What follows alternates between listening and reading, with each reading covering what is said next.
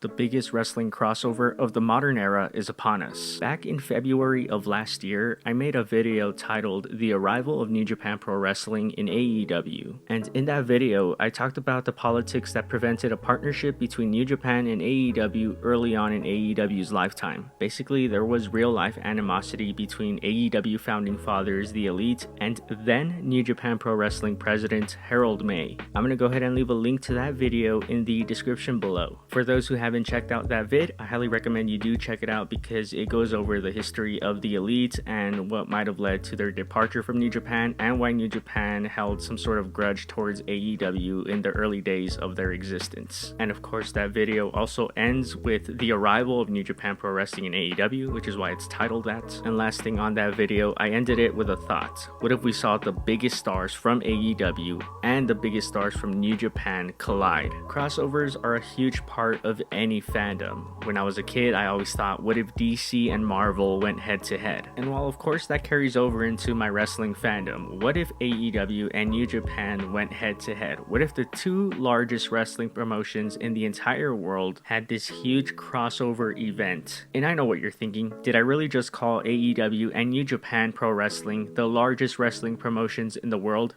Yes, I did, and I have the receipts to back that up. I know a lot of you are thinking this can't be the largest possible wrestling crossover without WWE. Well, here's what WWE puts on their official press releases. This is coming straight from them, straight from corporate. This is what they send to all the media when they make a huge announcement. Pause it and read it. You have a few seconds. Okay, time's up. So if you read the whole thing, you'd notice that they don't label themselves a wrestling company. Hell, the word wrestling doesn't appear once in this whole wall of text. They'd rather be a media company, and hell, that's fine. But if they don't label themselves a wrestling promotion, then I'm not gonna call them a wrestling promotion either. Compare that to what AEW and New Japan Pro Wrestling put out in their press releases. Within the first sentence on both of them, you know they're a wrestling company. So yes, this is the biggest possible wrestling crossover of the modern era. This past Wednesday on AEW Dynamite, AEW President Tony Khan, as he always does, made a huge announcement. Tony himself personally brought out New Japan Pro Wrestling President Takami Obari. The two leaders of the professional wrestling world shook hands on the AEW stage, letting the world know that yes, they are indeed in a working relationship. But this is something we already knew. New Japan wrestlers had already shown up on AEW TV over the past year, and vice versa. But if the two presidents were here in person to tell us something, then we knew this announcement was gonna be big. But before Tony Khan or Mr. Obari can make the announcement themselves, they were interrupted on screen by Adam Cole. And surprisingly, it was Adam Cole who gave us the big news. On June 26th, 2022, Chicago, Illinois, AEW and New Japan Pro Wrestling present The Forbidden Door, a co-promoted pay-per-view event where the biggest stars of AEW will go head-to-head with the biggest stars of New Japan Pro Wrestling. Ladies and gentlemen, my prayers have been answered. For those of you who don't know, before AEW came around, for those who didn't like WWE and didn't want to watch what they were putting out, New Japan Pro Wrestling was our go-to. And I kid you not, New Japan Pro Wrestling from 2016 up till Wrestle Kingdom in 2020 is one of the best wrestling products I have ever seen. So many, and I mean so many legendary wrestling storylines happened within that small time frame. We saw the rise of Tetsuya Naito, Kazuchika Okada finally overcoming Hiroshi Tanahashi to become the leading man,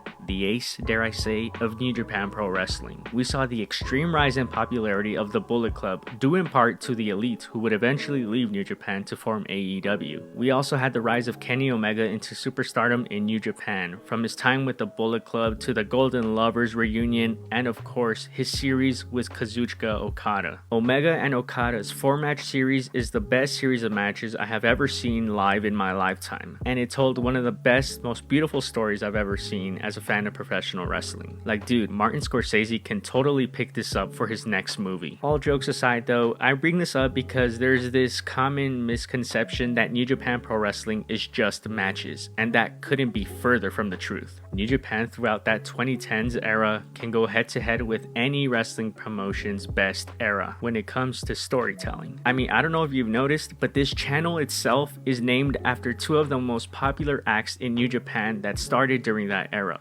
Bullet Club, and LIJ. Like, dude, don't get me wrong, I love AEW, but man, that era of New Japan was special, and you just had to be there. So to see New Japan finally open the forbidden door, finally talk it out with AEW and give the wrestling fans what they want, this big crossover pay-per-view event, something that we didn't think was possible just as recently as 2 years ago, makes me happy that I'm living in this era of professional wrestling. Everybody talks about the good old days when they were growing up and all that, and how, not a lot of people are watching anymore compared to back then, but I can honestly say that I'm having more fun watching wrestling now than I probably did when I was a kid. Okay, maybe not more fun, but it's about the same. And my only wish was that my dad was here to see this golden era. I used to watch WCW, WWE of course, TNA, and also he introduced me to New Japan. So I knew he would have loved this. It just blows my mind what's happening in wrestling right now. And that's without even going into fantasy booking this show, which might have to be its own video at this point. Let me know if you guys would like to see that. I mean, for starters, I would love to see Bryan Danielson versus either Kazuchika Okada, of course, or Zack Sabre Jr. You could do Hangman Page versus Hiroshi Tanahashi to follow up on Tanahashi seeing the good in Hangman all those years ago while he was in Bullet Club. And who do you have CM Punk face? Do you have him go up against Kenta and do Go to Sleep versus Go to Sleep? I mean, dude, the possibilities are endless. I also forgot to mention how during the announcement for the Forbidden Door show, Jay White actually made his entrance on AEW Dynamite and basically said that the show wouldn't be possible without him and the Bullet Club and the Elite. And I'm gonna go ahead and assume that was done for a reason. I feel like this show might revolve around the Bullet Club and the Elite, and I'm not sure what direction they're gonna go in, but I'm definitely excited to see where they do take it. And then there's also the question of, will Kenny Omega be there or not? You can't just have a New Japan and AEW joint pay-per-view and not have Kenny Omega be there. He's the only man to hold the IWGP World Heavyweight title and the AEW World title. Kenny Omega is a very important figure for both companies. And the question is, if he does show up, will he confront Kazuchika Okada?